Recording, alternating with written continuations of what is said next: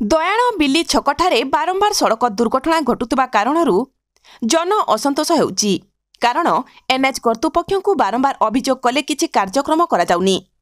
छकठारे signal light, service road, street लाइटर किछि सुविधा आज पर्यंत है नाही। दुई जन बाइक आरोही भुवन आड़ू कामाख्या नगर अभिमुखे जाउतबा समय पछपटू एक ट्रक आसी धक्का देबा फलरे पंडुआ अंचलर पवित्र बेहरा और मदन बेहरा घटनास्थल में गुरुतर हेबारु 108 जोगे भुवन गोष्ठी केन्द्र को चिकित्सा निमंते स्थानीय दुकानी रंजन आएच और जनसाधारण द्वारा पठा जाइछि।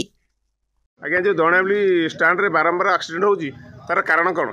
कारण एपटे आमर बालाजी कंपानी जो कम करी तार लाइट किसी व्यवस्था किसी सिग्नल नहीं जेहेतु आमर एक्सीडेंट बारंबार होबार बहुत थर एक्सीडेंट ये होलापर पाखे आम नियर पाखे स्कूलटा भी अच्छी छोट छोट छुआ जावास कर बारंबार भी एक्सीडेंट होबार बहुत थर एक्सीडेंट है। एबे भी रिसेंटली आमर 10 मिनट भितर गोटे एक्सीडेंट जेहेतु से मरण मुखे पड़ी तो मेडिकल बंचे मर ठीक ना तेणु आर प्रतिशोध माने कौन व्यवहार ना अभियोग करते लाइट पोस्ट अभियोग बारंबार करिया सत्ते किसी आर फल किसी विफल कौन एनएच